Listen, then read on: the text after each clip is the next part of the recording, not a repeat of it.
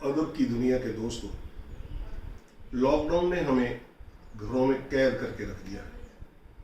बहुत दिनों से सोच रहा था कि क्या किया जाए जिससे अपना और मेरे दोस्तों का समय कुछ देर के लिए मस्ती में हो सके। बहुत सोचने के बाद ये सोचा कि क्यों ना कुछ शेर व शायरी की बात की जाए। बस फिर क्या था, पुराना किताबचा उठाया आपने और कुछ सिलेक्टिव नज़में गज़लें बाकमाल शायरों की बाहर निकाली और एक एक करके आपके साथ शेयर करता रहूँगा।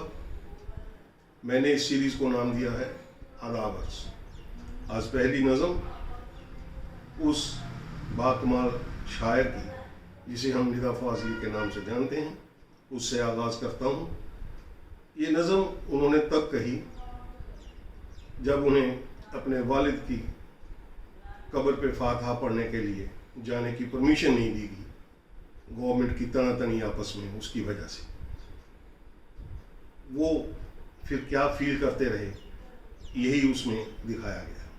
पेशे खिदमत है।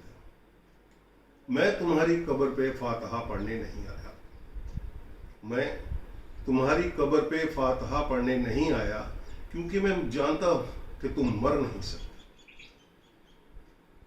तुम्हारी मरने की सच्ची खबर जिसने उड़ाई थी वो झूठा था। तुम्हारे मरने की सच्ची खबर जिसने उठाई वो झूठा था, वो झूठा था। वो तुम कब थे? वो तो कोई सूखा हुआ पत्ता शाख से टूटा था।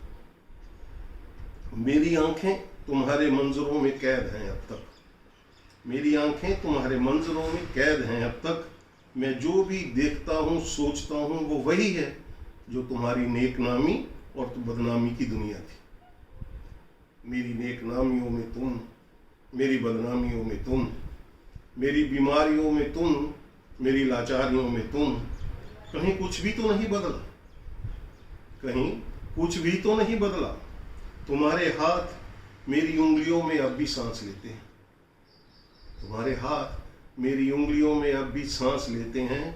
मैं लिखने के लिए जब भी कोई कागज कलम उठाता हूँ तुम्हें ही बैठा हुआ अपनी कुर्सी पे पाता हूँ। बदन में मेरे जितना भी लहू है, बदन में मेरे जितना भी लहू है वो तुम्हारी लग्ज़िशों नाकामियों के साथ बहता है। मेरी आवाज़ में छुपकर तुम्हारा जहन रहता है। तुम्हारी कब्र पे जिसने तुम्हारा नाम लिखा है वो झूठा है। तुम्हारी कब्र में मैं दफन हूँ, तुम मुझ में जिंदा हो। कभी फुर्सत मिले तो फातहा पढ़ने चले आना।